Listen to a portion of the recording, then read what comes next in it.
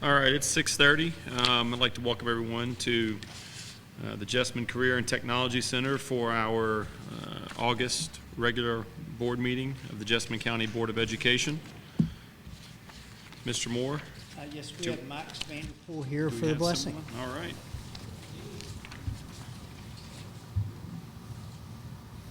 Will you pray with me? Lord have mercy. Gratitude's probably a good place to start. This is a beautiful building. We got a lot of them in our community. Thank you. Most of us who came through the doors aren't hungry. Thank you. These buildings and buses and places are filled with a lot of great people who go the extra mile, who love our kids as though they were their very own. We got a lot to be grateful for. We want our kids in school. We want them safe. With this pandemic, there's just so much we can't control. So for us parents who are a little cranky and crotchety and itching for a fight, would you help us to be kind and gracious? For our educators who probably feel like they're trying to make something that's less than ideal work, would you help them to be gracious with themselves? Please protect the property values of this community so that folks here don't have to beg for more money. And I think we know that we need some school bus drivers and food service workers. So if you could help us find some great people so that every bus route is staffed and every cafeteria is fully staffed, that would be awesome. Thank you very much. In Jesus' name I pray. Amen.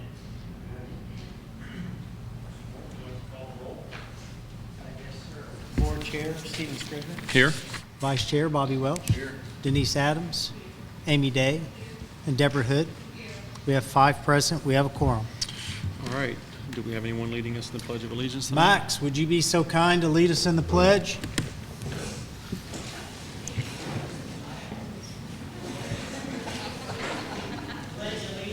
To the flag of the United States of America and to the republic for which it stands, one nation, under God, indivisible, with liberty and justice for all. Thank you, Max. The mission statement of Jessamine County Schools. Jessamine County Schools exist to motivate and challenge every child every day to be a caring, responsible citizen and a high-level thinker, performer, communicator, and learner for life. As always, remember those words, and that's what guides our decision here this evening. Moving on to the approval of the agenda. I don't believe I heard anyone mention anything that needed to be changed. Correct? All right. Do we have a motion to approve the agenda as is? They're having trouble hearing back here. How far back are we having trouble? All right. Do we have a motion to approve the agenda as is? All those in, do we have a second? All those in favor say aye. Aye. Opposed say no. Okay, we've got the approval of the board meeting minutes from July the 19th. That was a special board meeting. We've had a chance to look those over. Do we have any changes needed to those? All right, I'll make a motion to approve board meeting minutes from July the 19th. Second. All those in favor say aye. Aye. Aye. Opposed say no. All right. Communications, Mr. Moore, construction update. Yes, we do have a construction update. You should see a handout in front of you for Rosenwald. Jason? So we have Marty Jacobs here to go over this with you from Tate Hill Jacobs.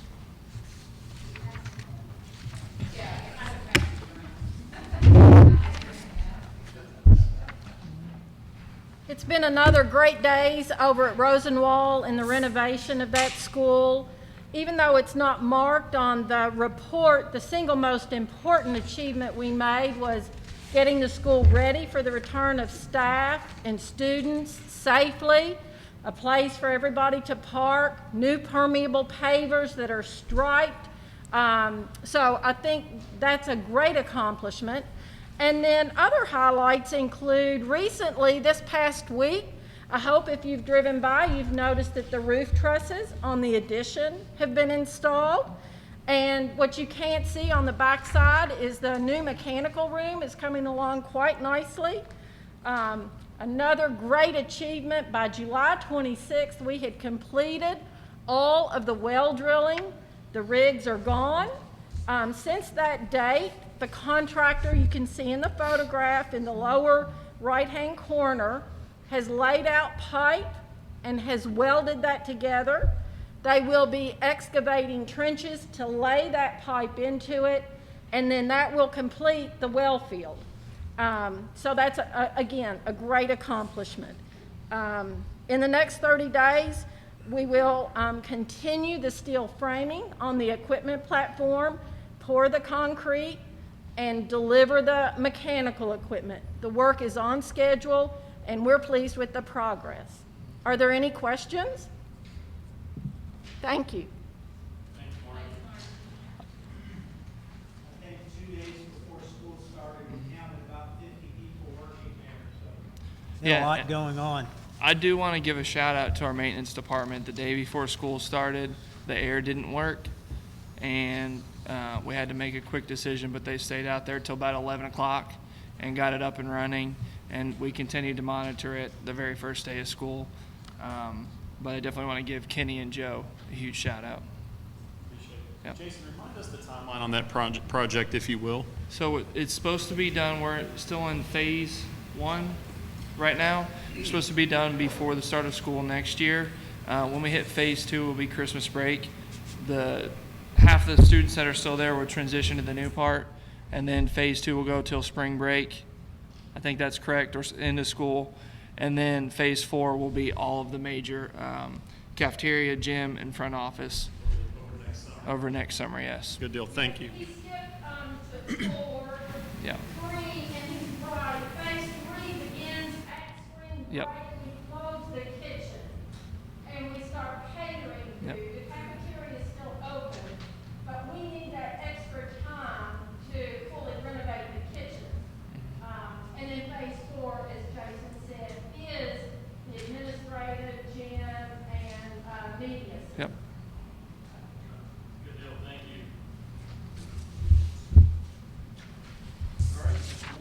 you. Yes, we have one recognition for the night. And Jason, if you don't mind bringing the group that's going to be recognized to the front, I'd appreciate it.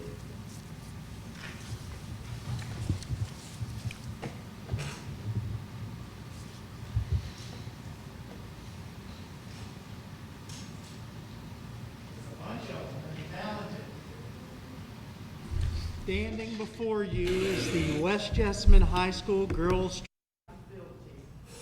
And I'm going to cover some of the highlights of their season that give Jason an opportunity to just talk about the young ladies that we have before us here. And then if anyone is willing to, I'd love for you to share out a little bit about your experiences too. But if you're going to button it up, that's absolutely fine too. But this is what I want you to know about this group of young ladies. First, they won the Heart of the Bluegrass Championship, followed by the Chick-fil-A Invitational Championship, the Woodall Invitational Championship, the Central Kentucky Conference Runners-Up, and the Class 3A Region 7 Championship. And with all that, they closed out the season as the Kentucky High School Athletic Association Class 3A State Runners-Up. So incredibly talented young group of ladies.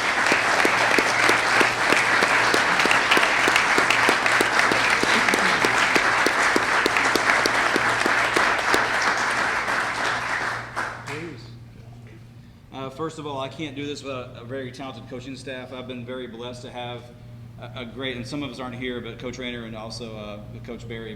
But this is probably the best group of coaches I've been surrounded by. I cannot do it by myself. They make it so much easier. They're dependable. They work well with the kids, the boys and the girls. And again, I cannot pull it off by myself. Track's just got too many moving pieces. So a big shout out to my coaches. You guys are awesome.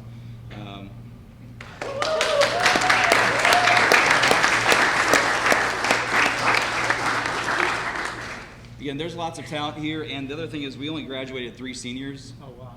And so we have a whole crew coming back that's just going to be hopefully even more motivated.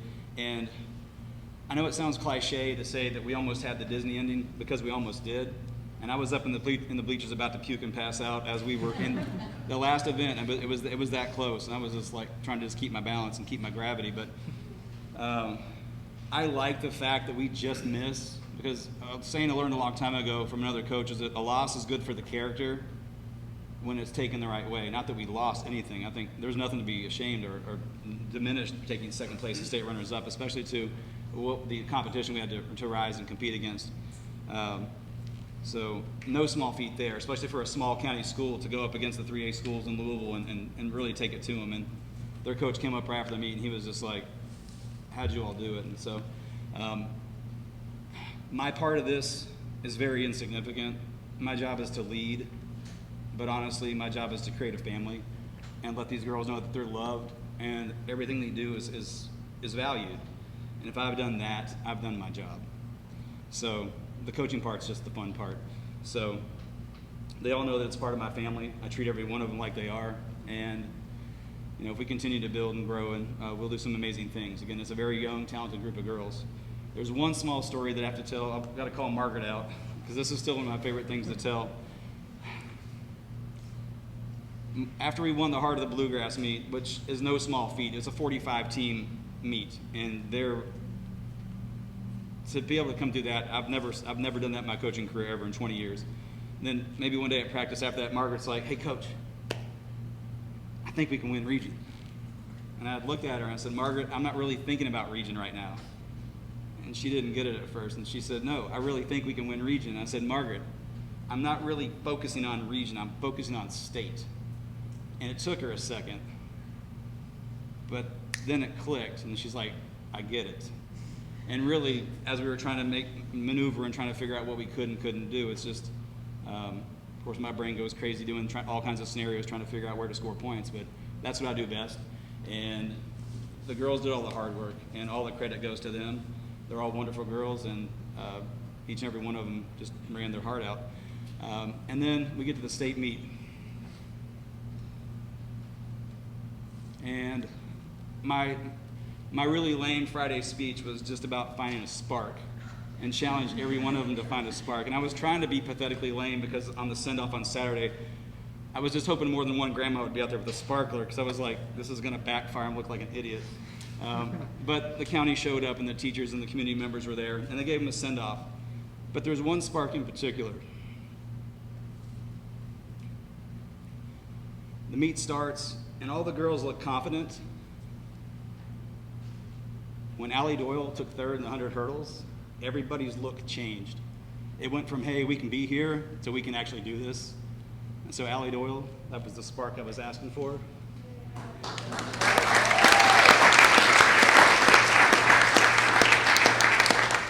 And I knew all along that was in her, and that just started a chain reaction of everything else.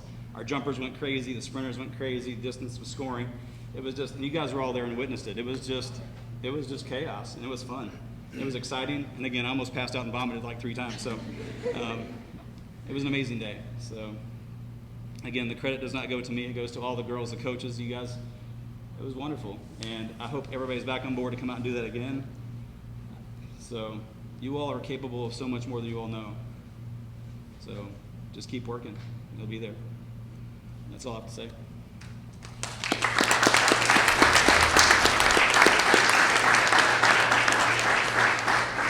Is anyone here willing to share a little bit about the season?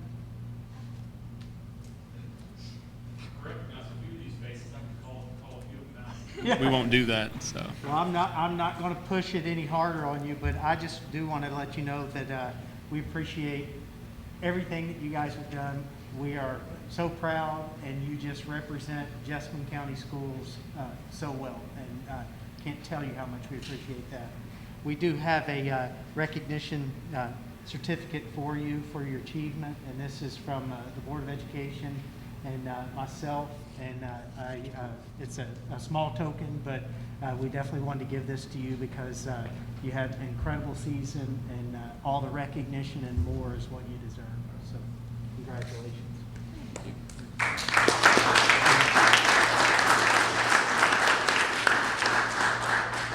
And real quick to our coaches, it is a tradition for me to follow a military custom, which is a challenge coin. And this coin is a Jessamine County coin, and it says tradition and innovation on it. And then on the back, it has the recognize, reconnect, and restore. And I think in particular this year, to have such a positive impact on these young ladies just means the world to them, their parents, and everyone in this room. So I just wanted to give each of you this, and thank you from the bottom of my heart for your leadership. Appreciate it.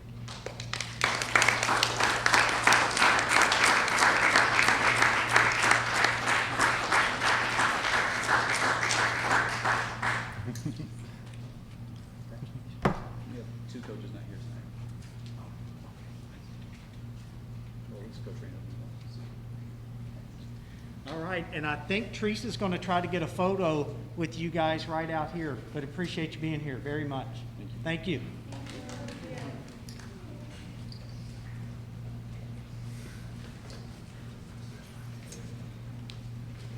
I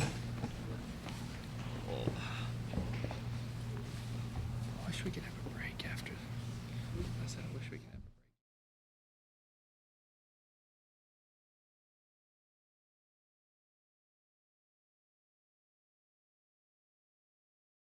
Only other thing that, well, two quick things that I wanted to report out. If you see, we did have our audit for our preschool program, and it has the findings, and it was a very positive audit, and they did recognize a lot of the incredible work that was going on at the Early Learning Village. I do hope that you have an opportunity to go through that, but to have a clean audit from the Kentucky Department of Education speaks volumes, and obviously I think we all appreciate the work that occurs at the village. So I just wanted to recognize them for their hard work. Next, I just wanted to give you a brief update. I talked a little bit about some of this at our work session, but I did want to give you just a brief update on COVID. And I know the expectation that the board has of me is to do everything within my power to make sure that our students are remaining in person. I think there was some discussion last week questioning some of that, and I just want to continue to emphasize that we're doing everything within our power to accomplish that very thing. We've had a couple challenges. I communicated to you guys the numbers that we've had with our student quarantines and positive cases. We are trying to put as many preventative measures in place as possible to keep those numbers down, and then also have some new strategies with the quarantine piece. The positive from the staff side is that we have had 16 staff members that have had to miss at least one day due to testing positive or needing to quarantine. Also wanted to communicate a little bit about some of the options that exist this year compared to last year. Right now, the options for school districts are to remain in person. For those that have requested permission to utilize NTI days, those districts, to include us, can utilize 10 virtual days. And then any other decisions that we were to make would actually result, well, there's one other option, which you'll see 4 districts so far have opted to do this, and that is to delay school and get their all of their required days in later on in the year. I think they're doing that for short term. Leslie County, I believe, was the last one to do that and announced that this week. And then all of the other options that we have available to us really are really would keep us from getting the funding resources that are necessary to keep the typical class sizes going and all of the things that we have in place, because we don't, as of right now, have the flexibility, nor do I think that we need that flexibility right now to offer other virtual models. Does that make sense? And I know that the legislators are going to be reconvening here to start talking about potential actions that they may be taking in the near future. But as of right now, our options are the options that have been traditionally offered to public schools prior to COVID. But yes, 10 NTI days are what we have, which I'm hopeful that obviously we won't use them even for inclement weather, but that's what my preference is, to keep those days for that type of thing. But I guess I just, more than anything, just wanted to reemphasize that it is our goal to keep kids in person. There have been some challenges, and today the biggest challenge was transportation, and it resulted in some of our students being delayed getting to school and delayed getting home after school. But we did develop some plans early in the morning to accomplish that task. And, we are doing everything we can to, again, reduce the number of quarantines and the number of positive cases in the buildings. Okay? For, say, air purification per classrooms, or? So we had a couple systems that needed some upgrades to increase the airflow, so we replaced those. Do you know which ones? Yeah. Don't know the specific ones, but I know West High had a bunch we replaced. Yeah. So we are replacing those, throughout the Amy. district, And then the other thing that we're doing that it is definitely an expense, but it's not adding new equipment. We're actually moving the air in our buildings, circulating it more frequently. In the past, we were cutting things off in the evenings, and we weren't using all of the air capacity, all the flow of the air capacity available in our buildings, so we've definitely increased that. But particularly at Rosenwald Dunbar, I said I have some concerns regarding that part, but necessarily at Rosenwald Dunbar, since they're going through renovation, and they said that the air wasn't working, Yeah. up to Yeah, so par. they definitely had issues with their unit, and actually I know a couple of their fan units, which was what they were able to get it down to, had to be replaced. So even though they've got the big renovation, we've had to still replace some of their existing equipment just to get us through this year. Anything else? Any other comments from the board members? All right, we're at our audience communications portion, and it looks like we've got 8 people who wish to speak to the board tonight, so I'm just going to go over a few ground rules. This is not a two-way dialogue. We're not going to engage. We're actually here to listen to what you have to say, and we want everyone to have a chance to speak tonight. So everyone's going to have 5 minutes for their comments. We ask that you maintain a respectful and civil tone throughout your comments. When you've got 30 seconds left, I'll just kind of put my hand up to acknowledge that you're coming to the end of your time, if you need all the time. So we'll start with Mr. Larry Sims. You're welcome to take it down, sir. Here you have to give a shout out all the time. How are you doing, Mr. Sims? It's been a while. Mr. Matt, I'm doing all right. How are you? You're looking fit and trim, as well as our other board members here. I had submitted just a question about policy. I realize this is not two-way, but I was wondering if there's a policy that the district has developed in writing, I couldn't find one, on biological males participating in biological female sports, biological males going into girls' bathrooms and locker rooms, and teaching as a part of the curriculum that gender is a legitimate choice as opposed to being included in one's biological birth determination. Is there a policy in writing about that you all have developed? I will send you, Larry, if you don't mind sending me an email with your email address. Sure. There's actually a Kentucky High School Athletic Association policy from the sports piece of it. And then I can also gather any other, I think there's more KARs on some of those topics, not necessarily school policy, and I can get Howard to help me gather some of that information for you. I do know there's a Senate Bill 114 that's been proposed. I don't think it's been acted upon.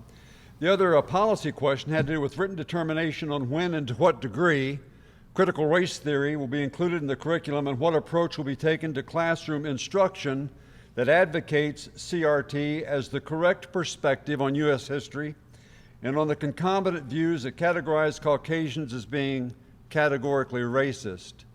I'll take that one and address it just because I'm sure there's some others that are curious. We don't currently teach CRT as part of our curriculum, nor do we have any plans to.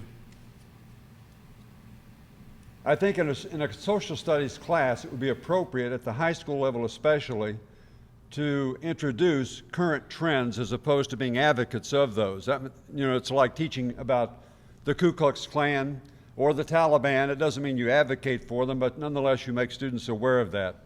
And you all are aware that these are not hypothetical concerns. The one interesting thing is that a Canadian trans writer named Rachel McKinnon set the world's record in women's biking and calls any concern about trans dominating women's sports transphobic. That's a little oxymoronic. In the online CBS report, it also showed her participating in a race against biological men where she finished well back in the finish. You're familiar with the Loudoun County Public Schools. You've heard them. They're in the news. That puts you all as potentially in the news. And the Loudoun County Public Schools have a pretty much open door policy to all the trans issues that have come before that school district based upon the Virginia state law. Although the Newport News School Board voted against adopting the required Virginia Department of Education policy regarding the treatment of transgender students. So in Virginia, that seems to be an option. I'm sure it will probably be challenged. As for me, I view the inclusion of trans students in women's sports as being an injustice to the ladies that were standing here. It presents people with an unfair physical advantage as males, participating and making an uneven playing field for females.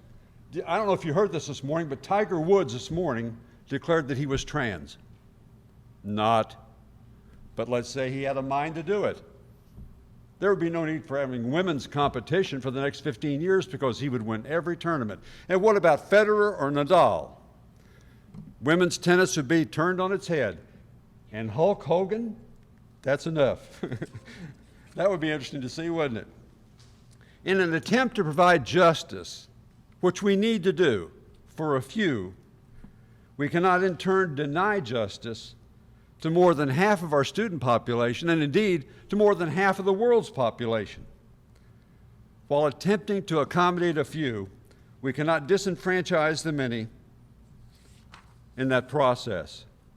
We should not become, I think, in social experimentation that will introduce unfairness in women's sports, jeopardize the safety of all women and the privacy of restrooms and locker rooms. These are unacceptable risks. This is not a movement seeking gracious accommodation, but a group seeking to dominate and govern our thought, our language, the education of our children, their mental and physical health, the comfort, the conduct of our society, and indeed, to redefine biology and the nature of the natural order of human life, to fit their agenda and narrative. Someone needs to draw the line, ladies and gentlemen. We as a representative government have put the pencils in your hands. Thank you.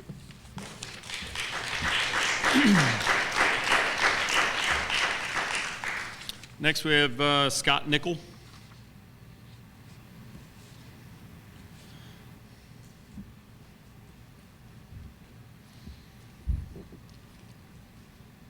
Well, thank you. Appreciate you allowing me to share tonight. I'm really grateful for the opportunity.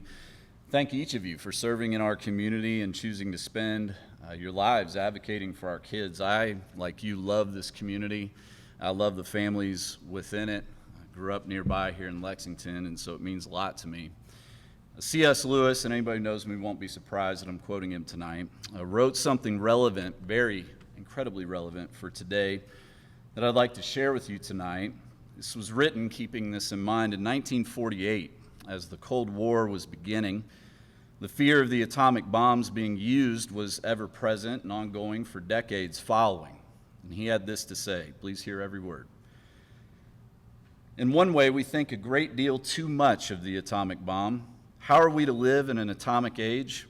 I'm tempted to reply, Why? As you have lived in the 16th century when the plague visited London every year.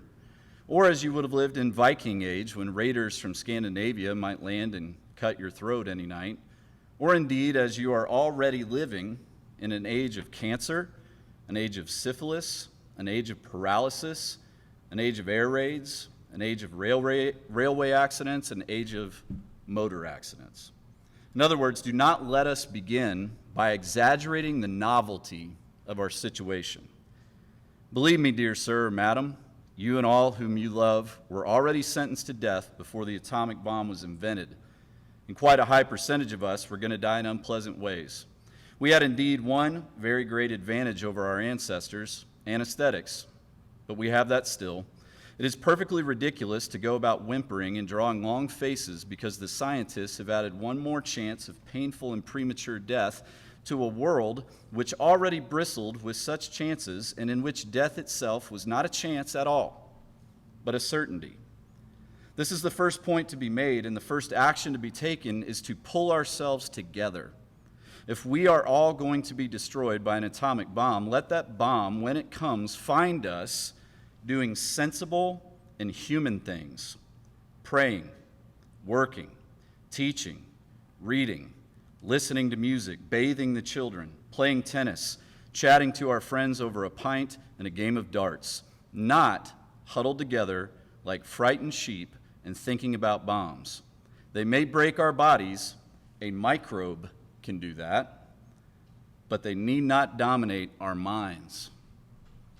Folks, that's prophetic. We are exaggerating the novelty of our situation. This is not new. The only thing new is the way that we are attempting to handle it, and it's costing our children. Instead of sacrificing for them and advocating for them, we are demanding that they sacrifice the limited window of time they have to be children, students, and athletes for what amounts to a charade. I want to encourage this board tonight to think about three words: courage, consistency, and conviction. I trust that this board actually wants our children back in schools without masks, without quarantines, and without contact tracing. It's time to have the courage to make that move. And if not now, my question is simply when? What is it that we are precisely hoping for? We know that COVID is here to stay. It's not going away, much like other viruses we've, I emphasize, lived with for a long time. If that's the goal, we will still be doing all this when the youngest children in our school system are in high school. I trust you don't want that, so it's time to move, act, and advocate for these children. They've sacrificed so much. I want to encourage this board to demonstrate consistency. I know we're all aware of how important it is to be consistent when it comes to kids. It is the inconsistency of this cultural moment that I find to be utterly insane. In 2020, we were compelled to perform laughable demonstrations as evidence of our desire to keep children safe. Our kids watched all that, and they continued to, and it harms our credibility. I watched basketball games when we couldn't have a tip-off because of COVID, as if the next 40 minutes of a basketball game would somehow be safe since we spared the referees and players that one moment at the beginning of a game. I watched as our trainers sanitize the basketball during timeouts. I watched football teams wave at each other at the end of football games instead of going through a traditional handshake line. They just spent the previous 2 hours dogpiling on each other while breathing heavily, but we were forced to pretend that this would somehow mitigate the spread of COVID. None of it made any sense. When we weren't busy being angry about that, we were laughing at it. And I could go on with numerous examples of the games we played, all while pretending that they had any measurable or meaningful impact on the spread of this virus. From walking to our tables with masks on while dining out to our children, who this very week will all go through a similar charade at school lunchrooms all across this county. May I have 30 more seconds? Okay. We all know, as reasonable people, that these efforts were entirely for show and utterly pointless, not to mention wholly unscientific, yet our kids had to endure our desire to pretend we were doing something so that some of us could feel like we were fighting the good fight. Our kids were sacrificed on the altar of our fear-driven virtue signaling to our enduring shame. And I'm here to encourage you that if you truly think we've been fighting this virus appropriately, to have the courage to be consistent in your convictions, which is my last word, conviction.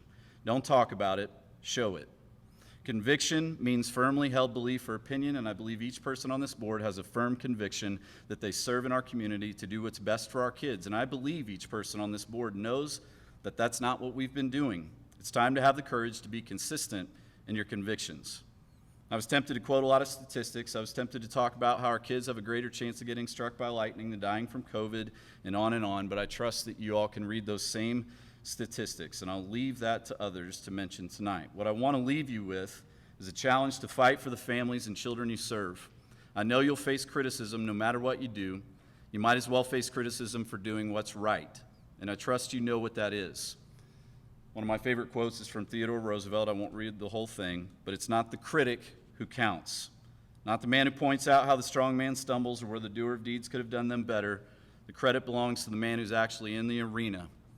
It's time to be in the arena, fight for our children. Thank you.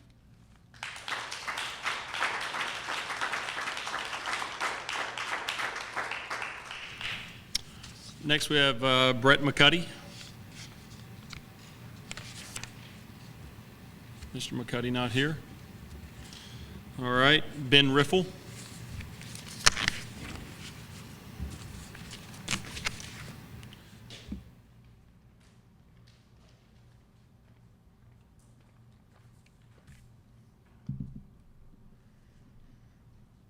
Good evening. My name's Ben Riffle. I've been Jasmine County resident for over 25 years. Just graduated my oldest son from West, and I have two more in the district. I feel like I'm invested in the community, and until tonight, I guess I haven't been compelled to show up at a meeting, and fairly satisfied with everybody's performance and conscientious efforts. My opinion matters, I guess, as much as any other parent, but I love my kids, as I know a lot of you do as well. So with that common ground, I want to ask a couple questions. I guess one I wanted to direct towards Mr. Moore. I realize this is not a back and forth, so I'll accept an email, no problem. But my question, first one, relates to the hierarchy of authority within a district. I apologize for my ignorance in that area, but when I first came here, I generally thought the seat of power really rested with the board itself. In the last year, I saw a board vote overturned by Mr. Moore. Then going into this year, last month, I saw the policy of parental consent in regard to mask and COVID get changed without a board vote, and to my knowledge, without any board members lodging a roll call vote or a complaint or dissenting voice in the minutes. Recently, I talked to some parents about decisions that were made in quarantine, and somehow the school nurse came up. So I guess I would like, for my own benefit, clarification, quite frankly, who really wears the pants and who makes the decisions and when those decisions are made. That would help me out a lot. I'm not going to take the full 5 minutes, but I will underscore what Mr. Nichols said about consistency. I guess my perception on where some people stand in their opinions needs to be played out, even if you're voting on one side of the fence or the other. If it's going a direction you don't like, may the record show, roll call vote. Here's why I stand on it and why. I tend to respect people more for holding their convictions, even if I don't agree with them, than if they just kind of roll over and go the direction that they feel the situation's going. So I appreciate the time, I really do, and I thank you for the things that you do for our kids.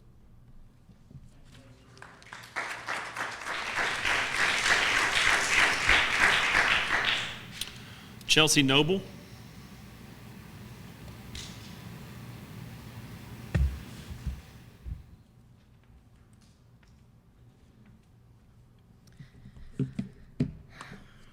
Thank you for the opportunity to speak today.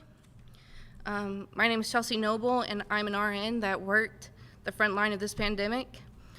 I have a 4th grader and a kindergartner this year in the school system, and I homeschooled them last year because of the masks. I let them go this year because they had already met their teachers, and we all fell in love with their teachers. We love our schools and teachers, and we didn't know till about 24 hours before that they were mandated. I just want to start off by saying that the parents that don't believe in the mandating of masks for our children are not inconsiderate. We're not that, it's not that we don't care about others' health. We just know that the masks don't do anything. There's absolutely no data, not one comprehensive study that supports wearing surgical masks. The CDC says that they have evidence, and this is right on their website, that masks work. I'll tell you what the evidence is. It's that there were 2 hairstylists that work on their clients wearing masks. They found out that they had COVID and asked their clients if they had any signs or symptoms the following days, and they said no. That was the whole study. 2 hairstylists and self-reporting symptoms. That wouldn't hold up in a 5th grade science fair. The other study is 382 sailors on a naval aircraft carrier that was called the USS Theodore Roosevelt. And they were asked if they wore a mask on it. Check yes or no on a piece of paper, and that was the whole study. That is their evidence. 1 ship, 1 ride, and more self-reporting. That's not evidence, but that's what they're claiming is enough to make our children wear obstructions to their faces, to their breathing. Why and how could we possibly trust them? Why are we still listening to the CDC's guidelines? Denmark actually does have a prospective data study, which means they designed an experiment and implemented it for much better quality data. They had a study with over 3,000 people and one with over 4,000 people, which, by the way, the CDC says their studies aren't big enough to deem valid, but the 2 hairstylists are. The results were that 48% of the people who didn't wear a mask got infected, and 53% of the maskers got infected. This was over a few months from April to June. The Denmark study in academic journal Annals of Internal Medicine concluded that the surgical masks don't protect against COVID-19. There is no significant difference between wearing a mask and not wearing one. This is the best scientific data out there for the efficacy of masks. The World Health Organization says we lack evidence that wearing a mask protects healthy people. The WHO also says they definitely don't recommend masks for 5 years and under. And from ages 6 to 11, it depends on the child. The European Union's CDC doesn't recommend the use of masks 6 and under, and many European countries don't mask their children at all. The first semester of nursing school, we learned that surgical masks don't do anything for airborne illnesses. We learned that we have to change our mask as soon as they get moist from our breath because we're breathing in bacteria and pathogens. But our children can wear them 8 hours a day, 5 days a week. Kids recover from this virus very well. An average of 6 kids a season do die from the flu in Kentucky, and there's been only 1 confirmed death from COVID in the last 18 months of a child, which is tragic, but way less than the flu or RSV, and we've never masked for those. So my question is, why does the state board have the authority to mandate anything that has not only no supporting evidence, but evidence that it's doing harm to our kids? That should be illegal. It's so important that our little ones learn and see emotions on people's faces. The Wall Street Journal also came out with an article saying, the possible psychological harm of widespread masking is an even greater worry. Facial expressions are integral to human connection, particularly for young children who are learning how to signal fear, confusion, and happiness. Covering a child's face mutes these nonverbal forms of communication and can result in robotic and emotionless interactions, anxiety, and depression. Seeing people speak is building blocks of phonetic development. It's especially important for children with disabilities such as hearing impairment and speech impairments. I'm done. Just like the other one said, we love our community and we appreciate everything you all do. Please just fight for our kids.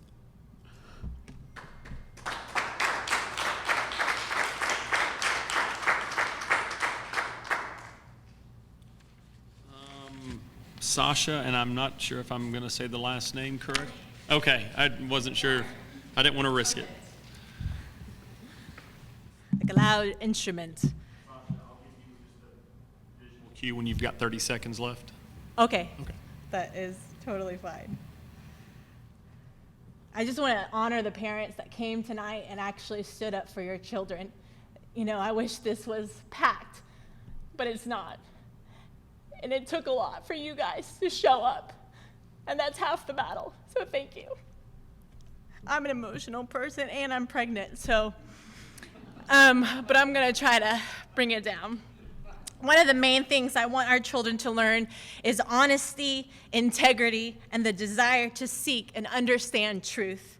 My first concern is the manner in which the mandate was communicated. The mandate for masks was emailed to parents less than 24 hours to respond. This is not a tactic of a leader. A leader would allow for due process, input from the school board before making such an impactful change. Furthermore, there is the question of hypocrisy, the opposite of integrity and honesty. Masks are not mandated anywhere else at our grocery stores, our malls, and local running events, 3 of which I have been to recently.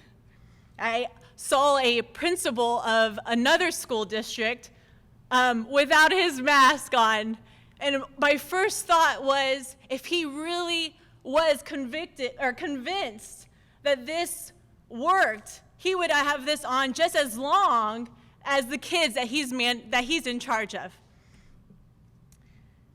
What message are we sending to our children? That our schools are the only place, that our schools are the dangerous places, that you have to wear masks at our schools, but everywhere else you're free to choose.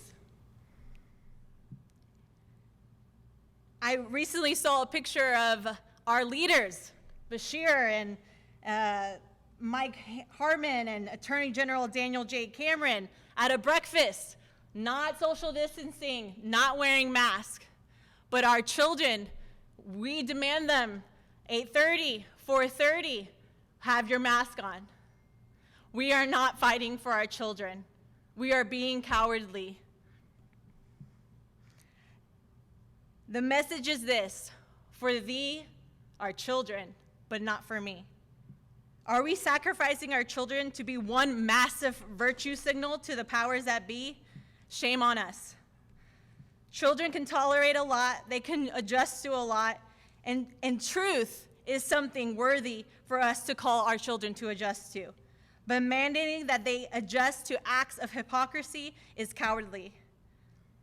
Do we want to be the land of the bound because of the cowardly, or do we want to be the land of the free because of the brave? Thank you.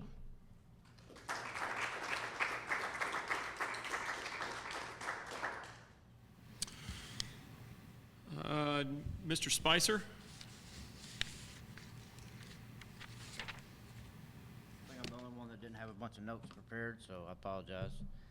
I'm really up here just based on my children and what they do. So the night before, we come in, they're excited, they're ready to go to school, and then boom, she gets an email that says, okay, we gotta wear masks now, it's mandated. I'm like, okay, well then I should see all my leaders, anybody in the community that is for this, they should be out doing this every day. Then thank God for social media, the internet, Mr. Matt Moore, there's multiple pictures of you out, fraternizing with people, not wearing a mask, not social distancing. Okay, that's fine. Then, the lady here, I don't even know this lady's name, but she, hey, let them finish. Give them a minute. We're here, we'll listen. We got 30 extra seconds. But it's my kids that, last year I literally ran an entire business and stayed at home and did school with them because it's that important to me. So I get emotional about it because, I sacrificed everything to make sure they did their schoolwork, to make sure they were on time, everything. So whether I'm up here, this is what I feel is right. I feel like if somebody would just do this, I encourage everybody to do the research, start looking. You can literally find this stuff. Now, initially, if you type it in, you're not going to find it. It's going to say, yeah, mask work, wear a mask, get it vaccinated. Okay? If this doesn't, I lose faith in leadership around across the board, whether it's a school district, whether it's the government, whether it's whatever political line you follow, doesn't matter. But they literally say, okay, here, we don't need a mask. A month later, we need a mask. 2 months later, we don't need a mask. We need a vaccine. Everybody's got to get vaccinated. Then we need 3 masks, 2 masks. It's like, so we really don't know, it's like they were talking about, it's just inconsistencies within our community, within our children. So literally, it's just standing up and doing what's right even when you stand alone, right? So, I don't know where everybody falls on those divides. But when I see my children come home every day, they're blushed in the face. They're kids, they're gonna run around. The moment that this was in my car, this is useless. It doesn't do anything. Now, if I have a big box of N95s in my car and I put them on after I've washed my hands, then it's successful. The mask may work. The kids ain't doing that. Teachers ain't doing that. Come in here, 90% of the people in here have it pulled over their mouth, not on their nose. 6 feet does not stop you from the virus, right? It's an aerosol virus. It doesn't stop you from the virus at all whatsoever. So my kids literally, we got some cloth masks. Connie Sue down the road makes them on her kitchen table. Doesn't work. There's literally evidence that says that it doesn't work for our children. But we put them in these things and expect them to do it. My kids have been to Florida. They've been to Tennessee. They've been all over the neighborhood. Not one time have they been sick. Not one time they caught the virus. They didn't wear a mask the entire time. Another part of this, and this is actually what I'll leave with, we come out and an email that's sent to us says that the ventilation in the schools is we spend a lot of money on the ventilation. You were literally just talking about it. The ventilation works. We're making sure it works. But then the governor comes out and says that he's mandating masks because the poor ventilation in the schools. So only one of you can be right. So one of you ain't telling the truth. That's all I got. Thank you.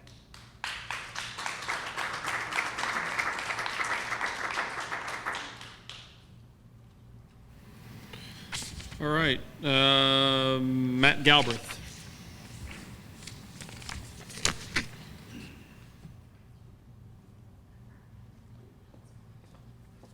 Thank you all. I appreciate your time. Thank you for what you do. Thank you for your dedication. I'm going to be on the other side of this evening, just in full disclosure. Not that I love wearing a mask, not that my kids love wearing a mask. But if I think it helps one person and save one life, I'll ask my child to wear a mask. They don't want to do it. I don't want to do it. I think we all universally, there's one thing we can all agree on. We don't want our kids wearing masks. We don't want to wear masks on a daily basis. But if that's what it takes to save one person, I'm willing to do it. And I'm willing to ask my child to do it. I've heard people talk about mental health for children and statistics about, our children are suffering and their mental health is such that they're depressed and downtrodden. I will share some statistics with you, albeit small. My wife is the practice administrator for a pediatric mental health facility in Lexington. It's probably one of the most well-respected, well-known, not only in the Lexington area, but in the state of Kentucky. I'll let you guess how many times my wife does all the intake procedures. So she sees every child that comes in, why they're coming in, and what their issues are. I'll give you a guess as to how many of them are coming to see the therapists because of a mask. 0. None.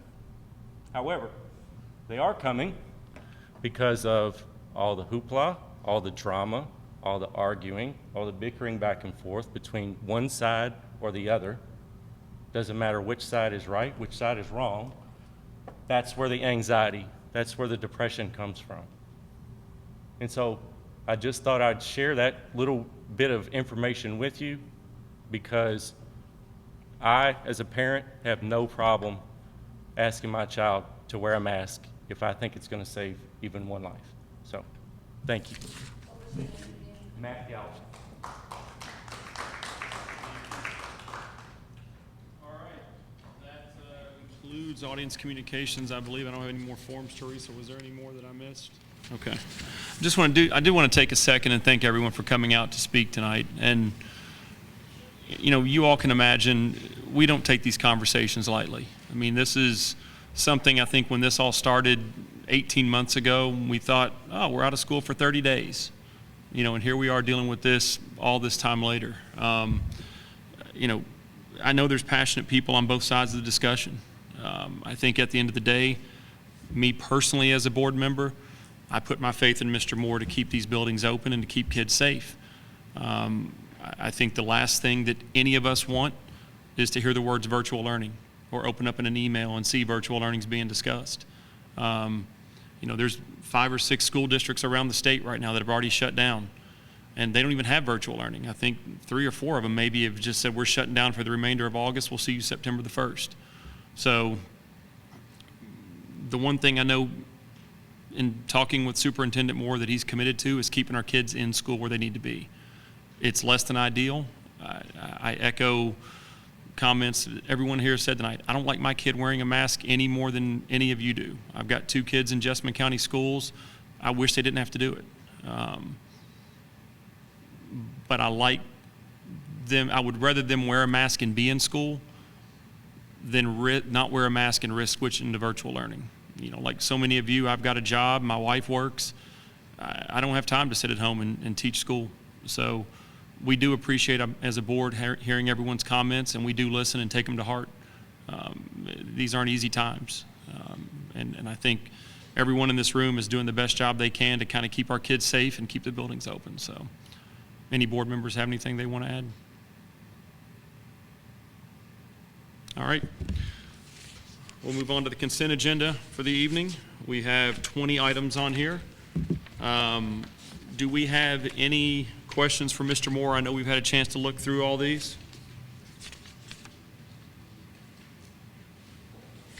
Something we didn't do earlier. Amy, do you want to take a second and talk about Scott Harvey, or we want to let someone else do it? You want to do it? Yeah, Matt, can you tell us a little bit about recognizing the homeless problem? Thanks, guys. I think everybody knows Scott Harvey.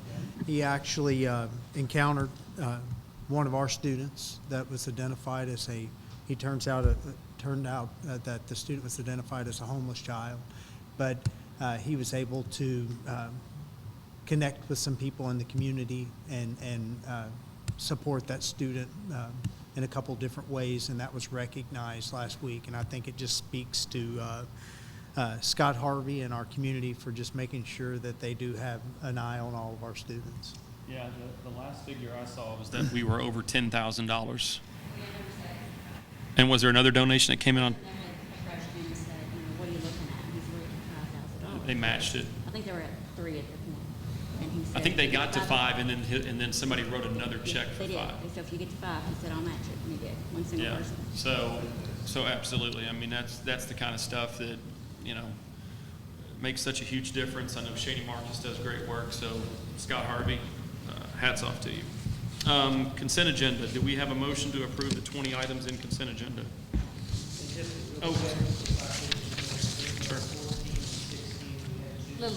Donations.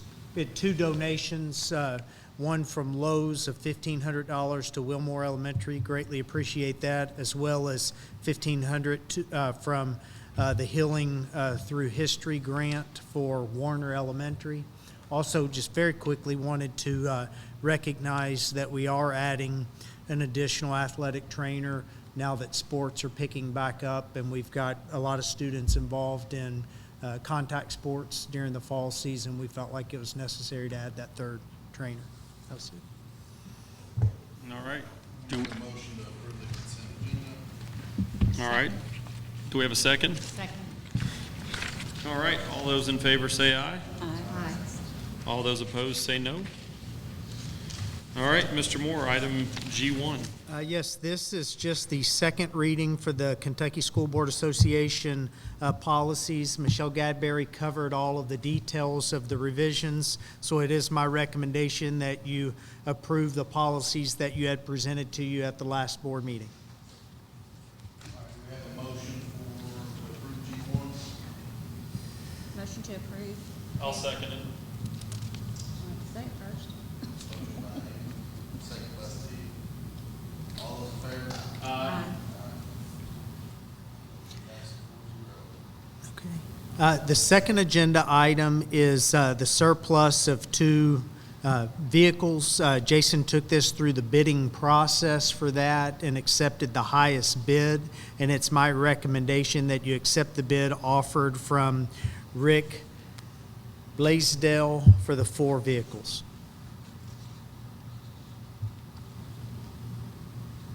Make a motion to approve the surplus property bid results. As described, I should say. Huh? Second. Yeah, you can second. Motion by Amy, second by Denise. All those in favor say aye. Aye. 3-0. We're good. 3-0. Correct, Howard? Good with that? Okay.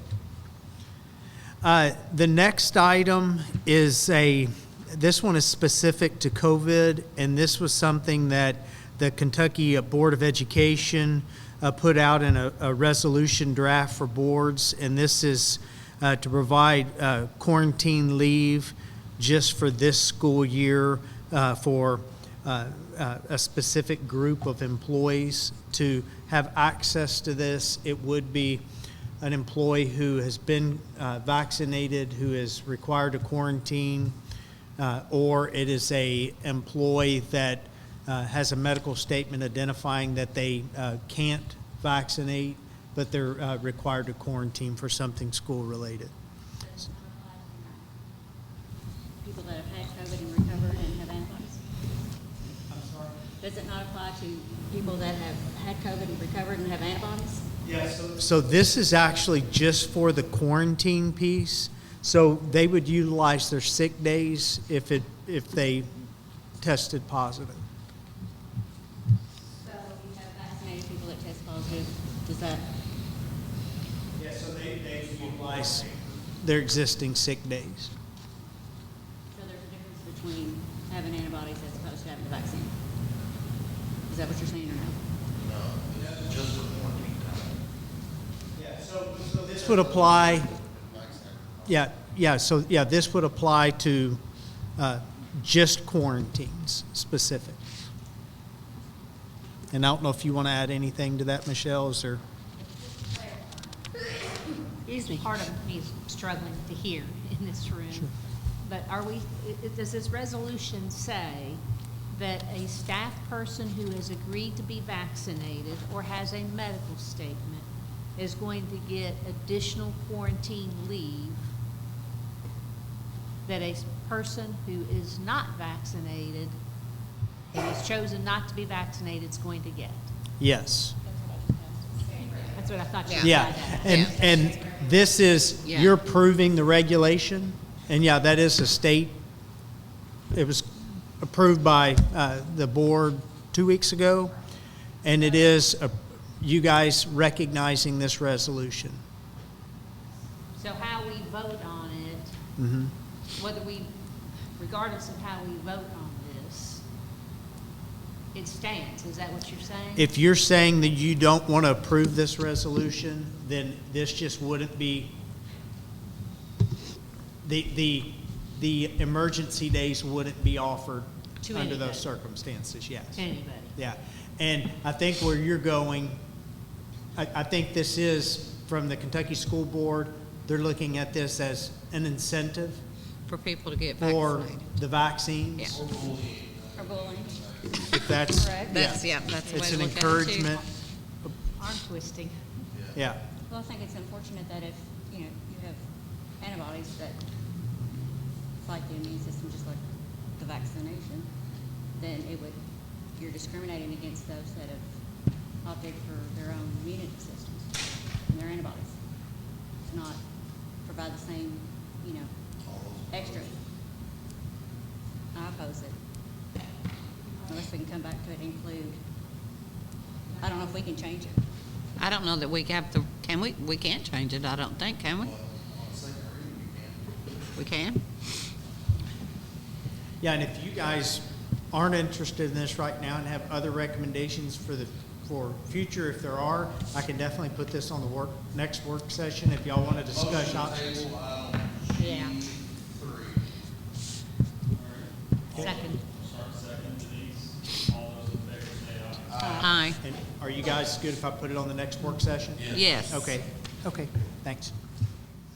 Okay, the next two are the resurfacing and the improvements for the West Jessamine Middle School track, and this came in after it went through the bidding process at $272,000, and it's my recommendation that you approve that Tennis Technology Incorporated be awarded the construction project for the total amount of $272,000. Any questions? All right.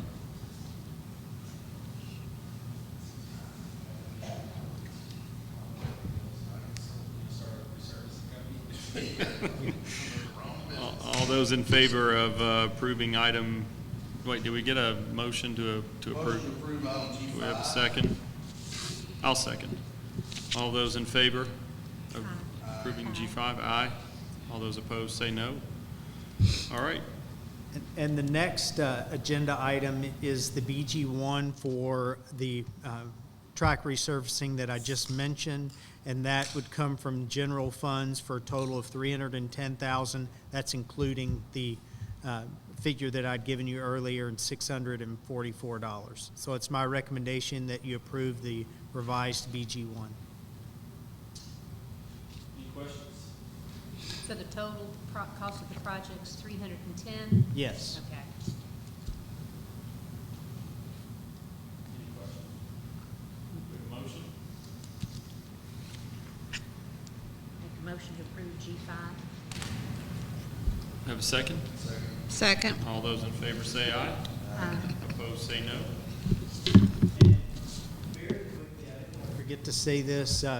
You guys did request that we look into the situation with potentially getting dirt from the county for the other track, and Jason found a little bit of information on that. Can you share that real quick?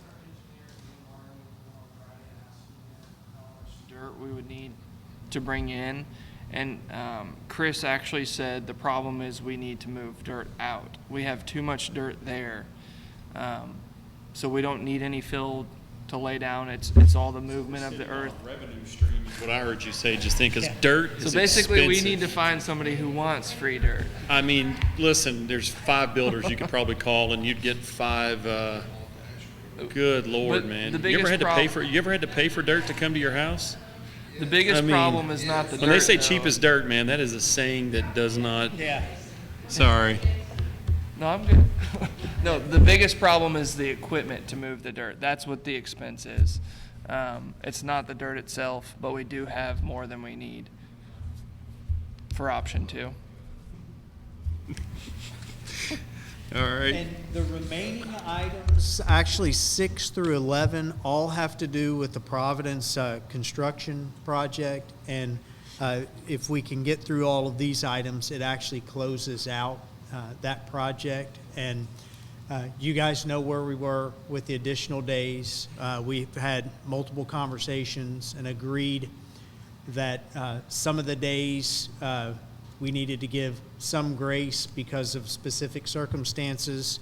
There are a set of days that were very debatable, and Isaac, yes, they were the additional days in the delay, and Isaac Tatum was very convinced that a lot of those days had to do with delays that were not associated to him, but more associated to some of the work that needed to be done by the city. Again, that could have been debatable, but we spent quite a bit of time talking about where we were and what was owed to us, and we did get down to a couple projects, one pretty significant project that had a big dollar item on it, and that's the fence that's along the drive for East High.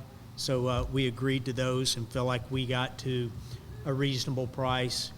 Just hated that it took so many steps in some of our projects in the past. It seemed like maybe the contractors were much easier to recognize some of the delays and work with us and trying to make that more right. So, but what you're going to see here is closing out these. So the first one is change order number 11, and this is requesting that you approve change order number 11 to decrease the construction contract sum in the amount of $2,000. And this is for landscaping items on the punch list. Motion to approve G6. Second. Where are we, G6 or G7 here? G6. G6, okay, yep. Who's second, I'm sorry? Debbie. Debbie. All those in favor say aye. Aye. All those opposed say no. Do it. All right. Next item is to approve the PO change order number 1 to decrease the direct purchase order sum in the amount of $447.95. I'll second. All those in favor say aye. Aye. Opposed say no. All right, this is a nickel. I'm going to go ahead and make a motion to approve item G8. Second. 5 cents, really. Oh, nickel. Who seconded? I'm sorry. Me. Is that you, Debbie? Yeah. All those in favor say aye. Aye. And then finally, we've got item G9. I'll make a motion to approve item G9. Bobby seconds. All those in favor say aye. Aye. What was that Opposed? from? Yeah, Eckert. Where was that from? Number G9. She was just asking who Eckert is there. It's one of our subcontractors. Well, yeah, I know, but Isaac said he was paid in full, and so that was the difference. And we've got information from him saying we don't owe that. I don't know what they do, sorry. nobody knows. Nope. All right, I'll make a motion to approve item G10. Second. All those in favor say aye. Aye. Opposed say no. And finally, who wants to make a motion on number G11 to close the project out? I'll do that. All right, Denise. We have a second. Second. All those in favor say aye. Aye. Opposed say no.